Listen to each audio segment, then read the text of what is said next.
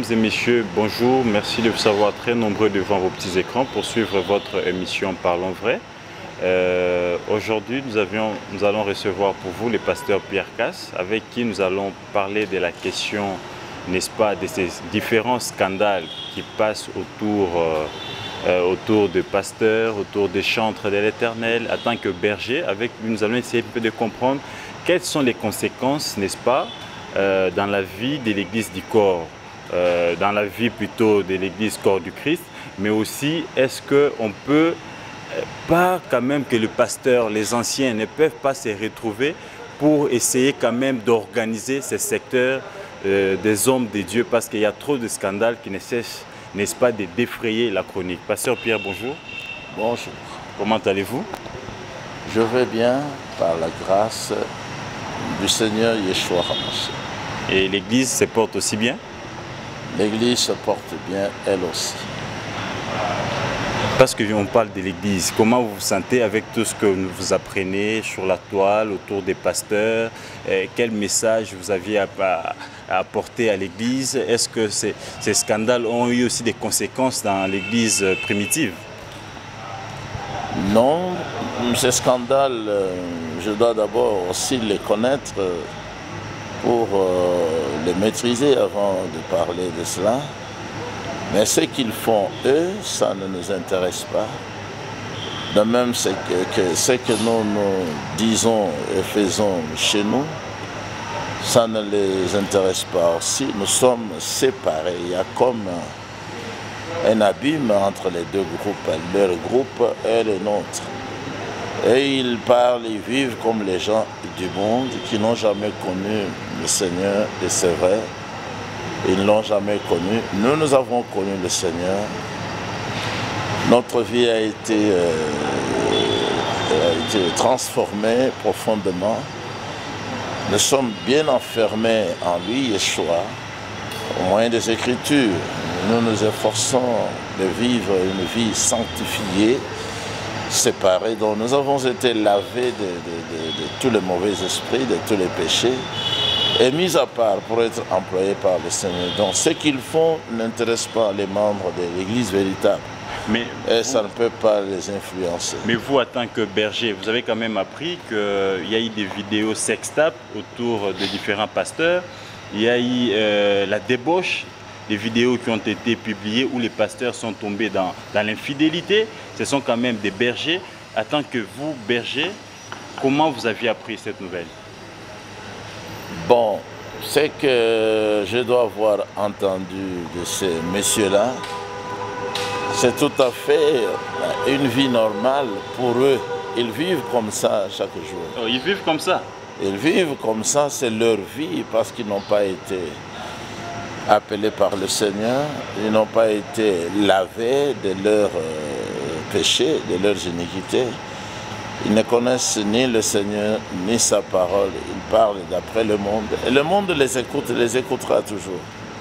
Eh bien, moi j'ai dit ce que j'ai toujours dit. Ils vivent comme ça parce qu'ils ne sont pas dans la présence du Seigneur. Dans la présence du Seigneur, on ne peut jamais commettre de telles bêtises. On ne peut pas.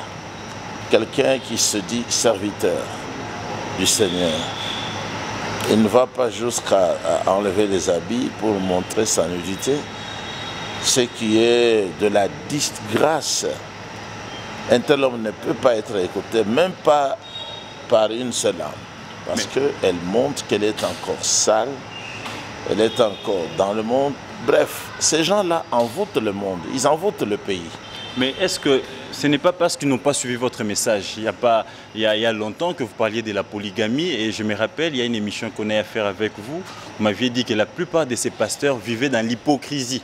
Est-ce que c'est parce qu'ils n'ont pas suivi votre message et ils les font en cachette que Dieu s'est décidé de les révéler maintenant au monde? Je pense que comme ils s'étaient opposés avant, et tous, mais plus nous en parlons, quand même, plus ils vérifient dans les Écritures, ils trouvent que c'est vrai, c'est que l'Église primitive prêche et enseigne. Mais ils n'ont pas le temps, par la grâce du Seigneur, de s'humilier pour venir jusqu'ici reconnaître leur tort, demander pardon. Ok. Se faire baptiser et puis abandonner tous leurs groupes là parce que Ils n'ont pas Dieu dans leur groupe. Le Seigneur ne peut pas aller là-bas. D'abord, le Seigneur ne les a jamais appelés, il ne les a jamais établis, et ils ont formé eux-mêmes leur propre groupe, chacun son groupe, son nom, ils donnent chacun. Mais le Seigneur ne les connaît pas. Si vous lisez dans Matthieu 7, depuis le verset 21, plusieurs diront au Seigneur en ce jour-là, « Seigneur, mais n'avons-nous pas prophétisé en ton nom ?» Ce qu'ils font tous les jours en trompant les gens. « N'avons-nous pas fait des miracles en ton nom ?» Ce qu'ils trompent les gens dans la ville et dans le pays, des faux miracles, ils s'entendent avec les gens. Dernièrement, nous avons suivi à la télévision que... Vous avez aussi suivi avec les prophètes Joël Francis Tatou voilà. et M. Eval qui dit qu'on l'avait promis 15 000 francs et qui s'était arrangé pour faire des faux miracles. Oui, on ne lui avait pas promis 15 000. Les 15 000, c'est ça qu'on lui a donné par rapport à tout ce que lui, il a fait pour faire élever le faux prophète. Donc, finalement, il a dévoilé. Donc, tout ça en tant que berger. Ils sont parvenus à comprendre que ce que nous disons est vrai. Mais parce qu'ils ne peuvent pas s'humilier pour venir demander pardon et abandonner leur faux ministère, leurs églises fausses, s'asseoir ici pour écouter, pour être lavés de toutes ces choses-là, eh bien, ils sont obligés de faire cela secrètement. Mais ce n'est pas le mariage comme nous le faisons. Et ils font la débauche parce que ce sont des gens du monde. Ils prennent n'importe qui, ils prennent leurs sœurs, ils prennent mais parce une vie non sanctifiée. Pasteur, parce que vous parlez de l'appel, mais à les entendre parler, tous ils parlent de l'appel. Nous avions été appelés par Dieu. Non. Et comment savoir un vrai appel de Dieu qu'est-ce que je voulais dire? Comment savoir un vrai appelé et un faux appelé? Vous allez voir la manière dont il va témoigner d'abord. Et celui qui l'a appelé, il lui a dit quoi? Voilà. Et puis, après l'avoir appelé, il l'a conduit où? Pour être avec qui? Pour faire quoi? Moi, je peux vous prendre deux exemples dans le livre des Actes des Apôtres. L'Église a déjà commencé. Elle est dans son travail. Et puis, 50 ans après, le Seigneur appelle quelqu'un qui persécutait l'Église. Paul, il n'était pas encore apôtre. Chalia, Shaul. Il l'appelle. Il était avec ses collègues allant pour persécuter l'Église. Premièrement, il y a eu un changement. Il voyait bien quand il partait. Alors, après que le Seigneur l'ait appelé, il est devenu aveugle. La lumière l'a frappé. Ça, c'est pour l'humilier afin qu'il aille demander l'enseignement là où il va. Et puis, il a été conduit. Lui qui était le conducteur, il a été conduit par les autres. Et puis, arrivé là-bas, il a rencontré un disciple. Ce n'était même pas un pasteur. Le disciple Anania. Il était déjà humilié parce que le Seigneur l'a frappé. Il est tombé à terre. Celui-là lui a dit, le Seigneur m'a envoyé.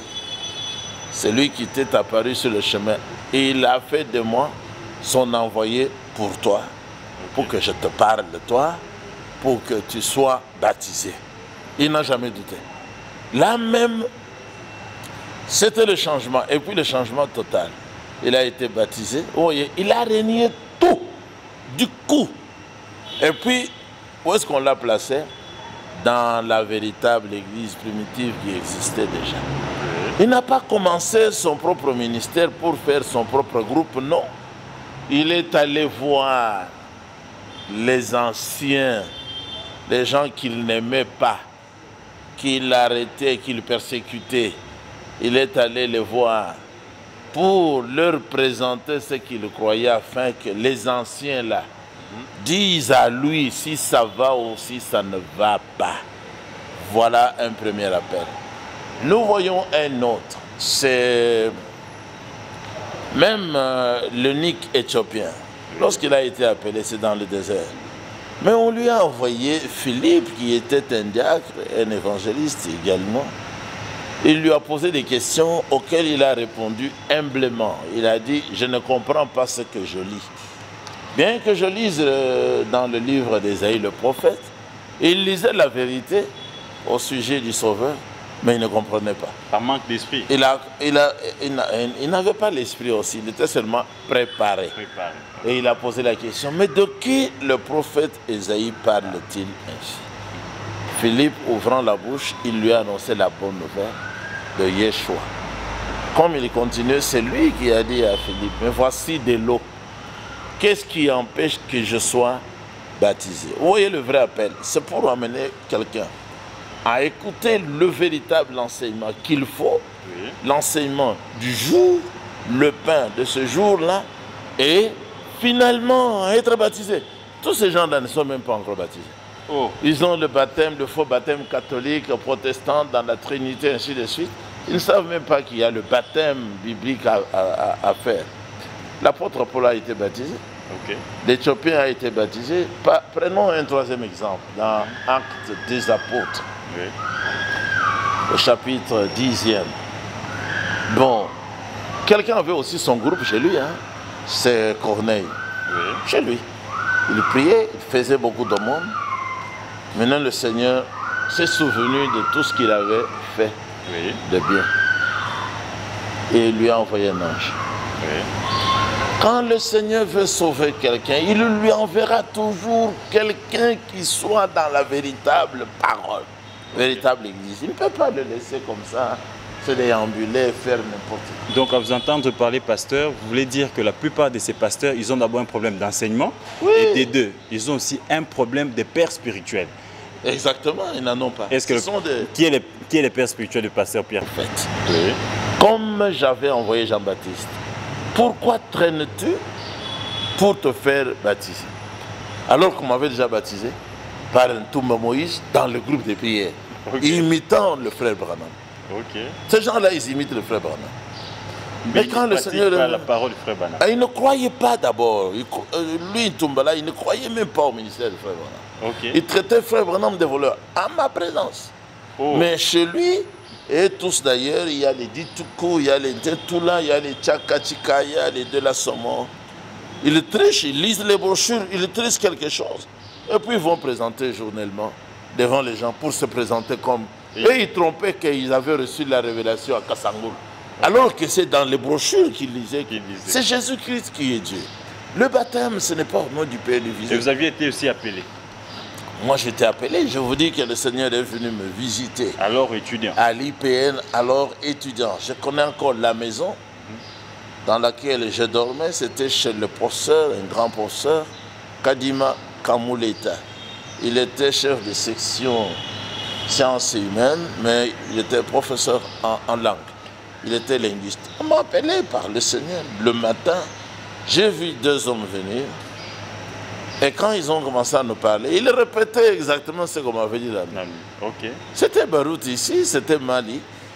Et je les ai suivis, je suis allé à Rigini, mais c'est lui qui m'a prêché le message. Avant même de rencontrer Barouti, parce que c'est ce frère Mbombo qui avait envoyé Barouti pour venir me baptiser.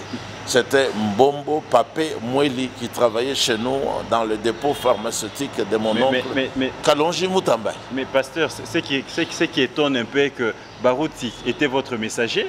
C'est lui qui vous a apporté les messages? Non, c'est Mbombo qui envoie Barouti avec les messages. Qui envoie Mbombo pour me baptiser. C'est Mbombo qui envoie Barouti. Mais pour le message, c'est le frère Mbombo Papé Mweli qui m'a présenté le message. Oui. Il me le présentait, lui, dans la Bible. Ok. Mais vous avez qui a la révélation la nuit.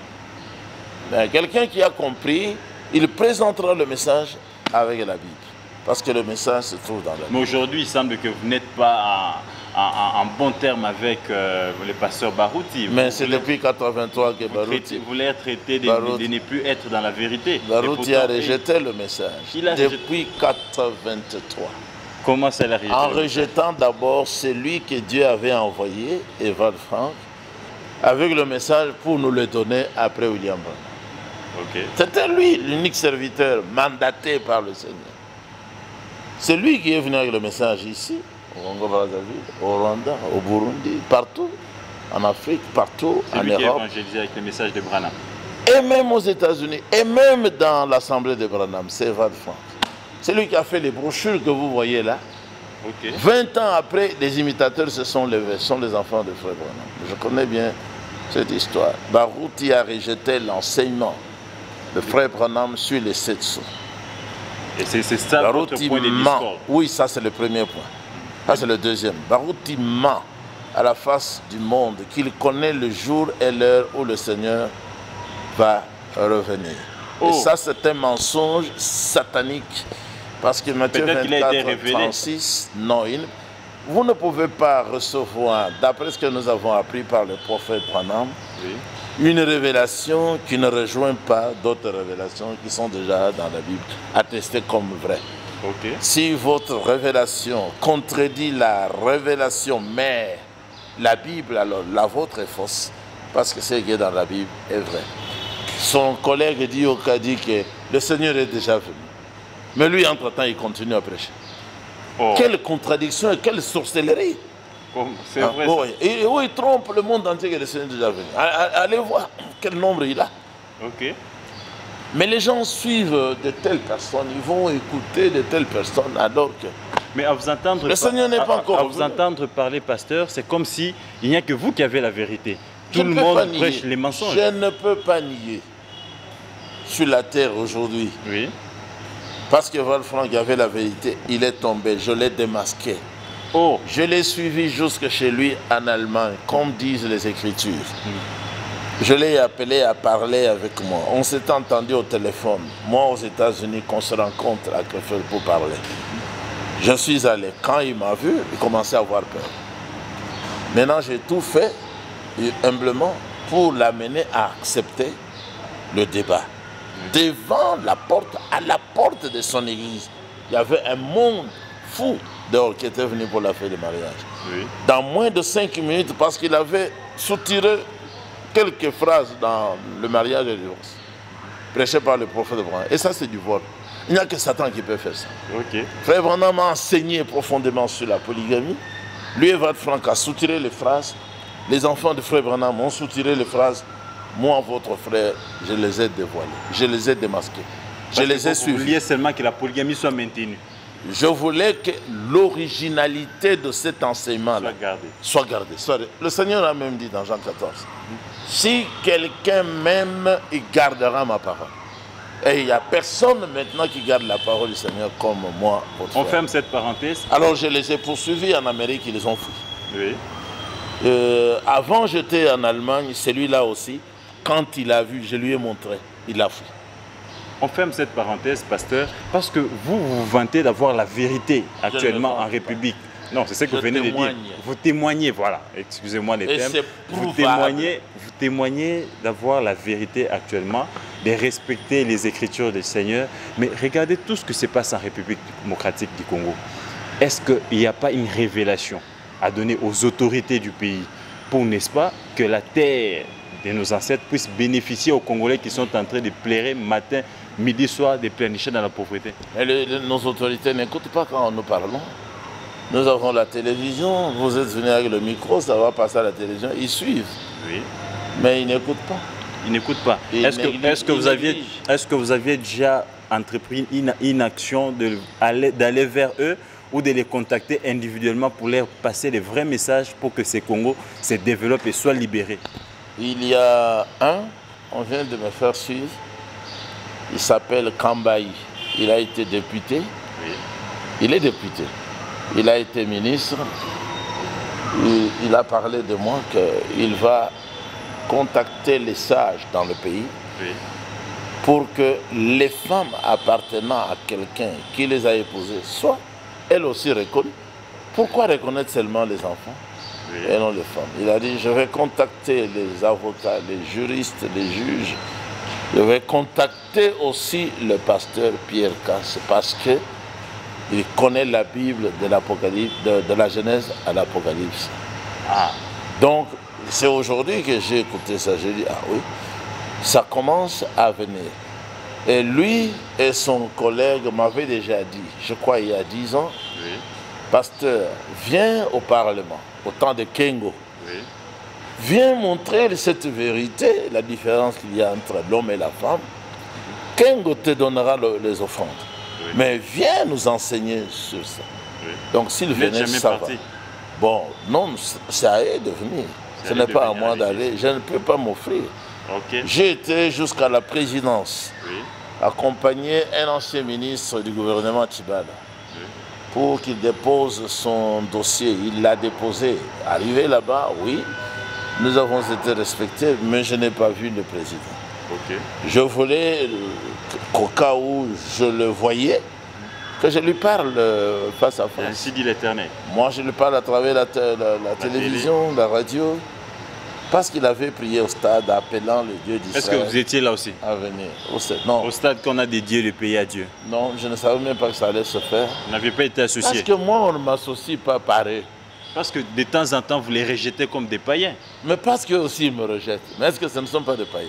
Oh. Les gens qui marchent nus, les gens qui se photographient. Mais est-ce nus. que vous pouvez accepter que les pasteurs Mike Alamba, Moïse Mbie et Michel Bankenda, les frères Michel, par qui ces scandales sont passés, parce qu'ils se sont déjà convertis, venir chanter du haut de la chair de l'église Non, primitive? non, non, je n'ai jamais appelé.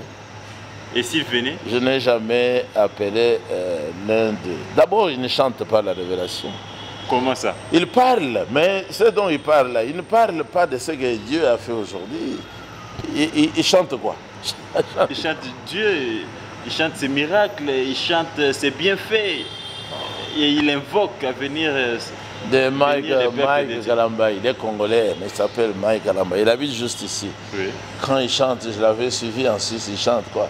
Et Balambelangaï, Matamba, Balambelangaï, Meshi et tout ça en tête. Et vous n'avez pas suivi les messages? Il n'y a pas de bibliques. message. Il n'y a pas de message biblique. Mais comment voulez-vous qu'ils chantent le message? Et ils Parce sont filmés nus. qu'ils n'ont pas le message. Moi, je parle du message Ok. parce qu'au départ, j'ai reçu le message. Ok. Quand on veut m'inviter là au Parlement, mais c'est parce que les gens ont vu que je donne le message que Dieu a donné. Dieu a dit mais que parce que- l'homme est polygame. Je dois donner ça. Mais pasteur, parce que vous donnez les messages que Dieu a réellement donnés et voir où l'église congolaise est en train de partir, voir les risques qu'est en train de vivre le peuple de Dieu, est-ce que vous aviez déjà pensé, n'est-ce pas, à une approche de tous vos collègues pasteurs pour essayer de leur dire qu'il est temps maintenant de se repentir, il est temps de reprendre les choses en main pour sauver ce Ils me pays? suivent. Ils me suivent chaque jour parce que nous avons aussi, par la grâce de Dieu, trouvé notre chaîne de radio et de télévision. Oui. Si vous les voyez aujourd'hui à la télévision, chacun avec sa chaîne de télévision. Mais c'est parce qu'ils me suivaient moi. Avant moi, il n'y avait pas de présentateurs d'émissions à la télévision. Ils ne connaissaient pas ni les Barouti, ni les Oui. Diangenda. Ils ne savaient pas ça. Mais parce qu'ils m'ont suivi, alors ils se sont débrouillés. Ils me suivent. Donc je disais que le président a invité le Dieu d'Israël. Moi, je lui ai dit, moi j'ai la réponse. Ok. De C'est laquelle? Dieu dit au président ce qu'il avait dit à Shlomo. Oui. Parce que le président avait pris la prière du roi Shlomo. Oui. J'ai dit, président, commence par accepter les lois de ce Dieu-là. Ok. Parce qu'il ne va pas nous diriger comme ça. Il ne va pas régner comme ça. Il avait dit qu'il vienne régner à maître absolu. Mais ce Dieu-là ne veut pas que la femme égale à l'homme. Ok. Ou égale l'homme. Ce Dieu-là ne veut pas que les femmes prêchent. Ok. Mais vous pensez que ça, le président va accepter? Lui qui fait l'homme a un sexe. Et leurs sexes ne sont pas égaux. Donc nous avons beaucoup de gens qui ne sont pas intelligents dans notre Donc pays. c'est une abomination. Mais c'est Le fait un de parler péché. d'égalité. C'est un péché grave. Parce que dès que le péché est entré dans le pays, sur la terre, Oui. le Seigneur a parlé durement à la femme. Ok. Désormais, tous tes désirs se porteront vers ton mari, mais il dominera sur toi. Mais maintenant, on élève la femme, on abaisse l'homme. On laisse même les femmes qui prêtent. Et il avait été dit à Adam, parce que tu as écouté la voix de ta femme. Donc depuis ce temps-là, le Dieu d'Israël, le Dieu du ciel, ne veut pas que la femme donne des instructions, prenne la direction. Ok. On fait des femmes des ministres.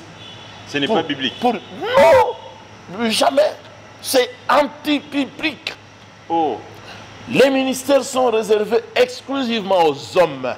Regardez chez David, regardez chez Shlomo. Ils avaient des ministres. Ok. Mais David lui-même était ministre, Shlomo ministre, Abraham ministre. Est-ce qu'on établissait les femmes? Lorsque le Seigneur, qui est plein d'amour, qui est lui-même amour, a appelé au ministère pour son église, est-ce qu'il avait désigné ne fût-ce qu'une seule femme? Ok. Même pas sa propre mère. Il n'y avait pas eu d'apôtre femme. Mais jamais. Même pas sa propre mère. Ok. Et il ne voulait même pas que sa mère se mêle de discussions de l'église. Ok. Les femmes, qu'y a-t-il entre toi et moi? Mais il semble que quand Jésus est arrivé, la grâce est arrivée, nous avions connu des femmes qui prophétisaient. Nous avions connu des femmes qui avaient aussi les messages des dieux et qui passaient aussi les messages des dieux. Non, même au temps de Jean-Baptiste, il y avait des femmes qui ont prophétisé, comme Anne, elle a prophétisé. Mais elle n'avait pas le ministère de prophète pour enseigner.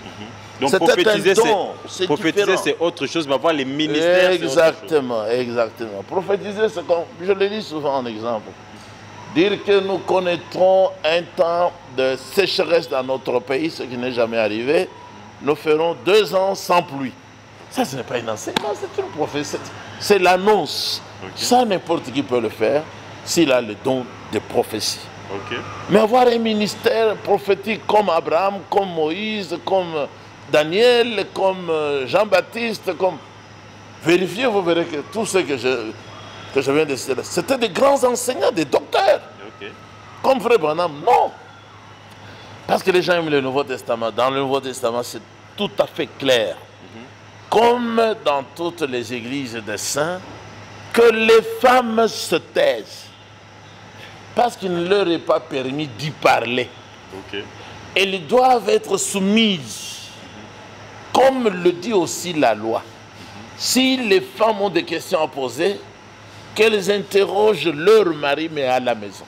Okay. Pas même dans le bus, donc, ni dans la voiture. Donc, à vous suivre attentivement, pasteur, les problèmes du Congo, ce n'est pas dédier les pays à Dieu, c'est respecter les lois telles qu'elles sont écrites aussi dans la Bible. Non, le problème, c'est que dédier le pays à Dieu, c'est une chose.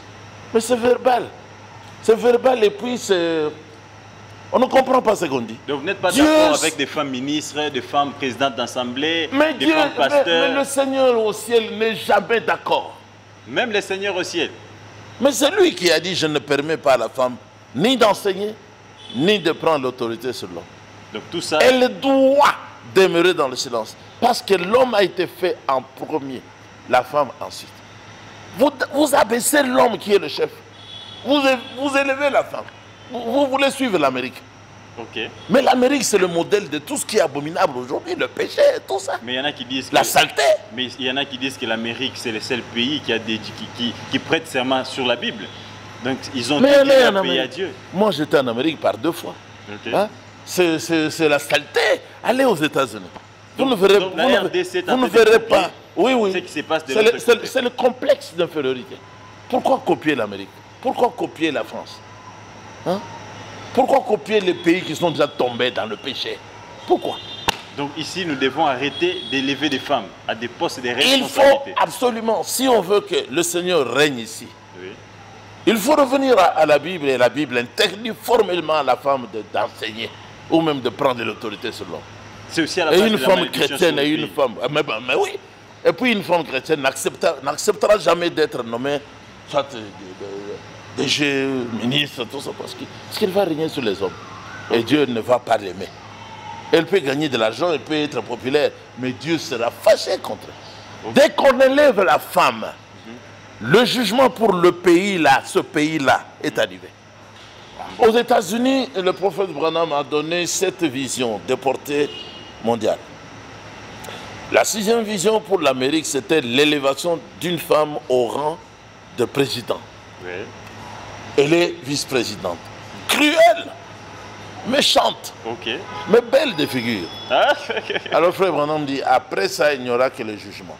Les États-Unis d'Amérique seront frappés en un jour par la Russie. Qui est aveugle pour ne pas voir que ça commence? Okay. La Russie se prépare. Okay. Les armes sont déjà en place. pour détruire l'Amérique en un jour. Ok. Pour détruire Rome en un jour. C'est l'accomplissement. Ok. Pour détruire Rome, c'est-à-dire le Vatican, en un jour. La Bible dit, il est tout puissant, c'est lui qui a jugé Babylone la Grande, le Vatican. Il va consumer le Vatican par le feu et la laisser nue. Merci beaucoup, pasteur Pierre Casse. Ils vont laisser les Vaticans nus. Mais ici, quand même, pasteur, parce que nous voulons chuter, est-ce que vous avez un message clair à l'Église Corps du Christ qui est, je pourrais dire, un peu dépassé par ce qui se passe surtout en République démocratique du Congo? L'Église Corps de Christ, ce n'est pas différent de l'Église tout court. L'Église, c'est toujours le corps de Christ. Maintenant, quand on dit corps de Christ, il ne faut pas penser que tous les groupes là, ministère de l'éveil, ça c'est l'Église, non. Ça, ce n'est pas l'Église. C'est l'Église du Seigneur qui a commencé à Jérusalem, qui continue, qui est passé par la France, est arrivé aux États-Unis. Aujourd'hui, nous sommes ici à Kinshasa, où nous avons le quartier général. À partir d'ici, on enseigne l'Amérique, la France, le monde entier. Maintenant, c'est ça l'Église qui est le corps de Christ.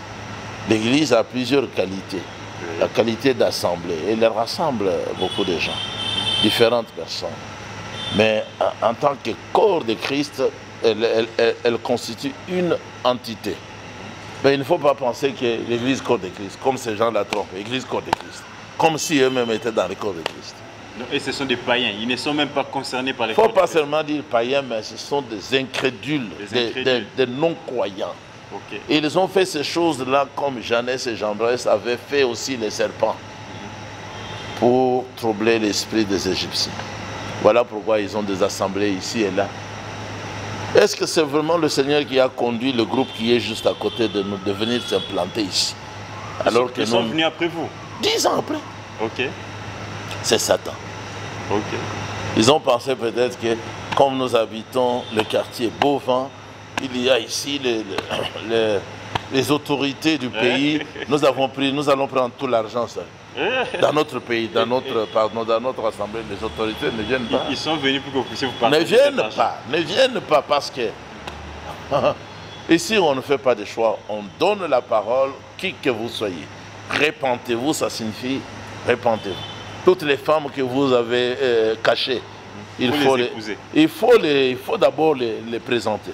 Oui. Tous les enfants que vous avez cachés aussi, il faut les amener. Il faut les amener ici devant l'église et puis confesser le péché avant de prendre le baptême. Alors les autorités ne viendront pas ici. Ok, parce qu'ils aiment vivre dans l'hypocrisie. Ils aiment une vie de prêtre, une vie cachée. Merci, chers téléspectateurs. C'était le pasteur Pierre Casse. Vous avez suivi attentivement. On a pris quelques minutes pour vous expliquer ce qui se passe quand même dans cette grande communauté de ceux qui s'appellent chrétiens. Il a parlé qu'il s'agit là des incrédules. Ils ne se sont pas encore repentis. Voilà pourquoi vous voyez tous ces scandales passer par eux. Et il les invite, n'est-ce pas, de venir se convertir et prendre les baptêmes ici et apprendre les enseignements. Merci de nous avoir suivis, pasteur Pierre. Parce qu'un homme normal aura honte d'exhiber son corps, sa nudité, s'il est normal, si la tête est saine. Et pour ceux qui disent que c'est Dieu qui les expose. Le Seigneur ne peut pas faire ça, parce que le Seigneur, quand il a trouvé Adam et Ève, ayant la connaissance de ce qu'on appelle la nudité, d'abord il les a habillés, il a tué un animal, il a pris la peau, il les a habillés. Et puis, dans notre âge, Apocalypse 3, depuis le verset 14, le conseil, il le donne. Venez chez moi acheter des vêtements blancs pour que vous soyez vêtus, afin que la honte de votre nudité ne paraisse pas. Donc, tous ces gens-là qui rien de Dieu dans leur exposition, c'est les diables qui les exposent. Qui s'appellent pasteurs, prophètes, apôtres, archibishops. Sont des gens honteux, maudits. Mais pasteur, c'est aussi une petite question de curiosité. Actuellement, nous apprenons quelqu'un qui commence les ministères aujourd'hui, 2 ans après, archibishop, apôtre, ces appellations-là. Comment on arrive d'abord à avoir toutes ces appellations-là? Non, ils font ça pour attirer les gens. Ouais. Mais le motif qui est là derrière caché, c'est seulement acquérir l'argent. Ok. Ouais. Merci beaucoup. L'amour de l'argent qui est la racine de tous les mots. Il y en a qui inventent les poissons, il y en a qui inventent les sauterelles, des choses comme ça. Merci fidèles téléspectateurs d'Enetic News, merci de nous avoir suivis. Rendez-vous au prochain numéro avec un autre invité. Mais je pense que s'il y a toujours des questions, posez vos questions. On reviendra encore à voir les pasteurs pour plus d'éclaircissements. Rendez-vous au prochain numéro avec un autre invité. Bye, au revoir.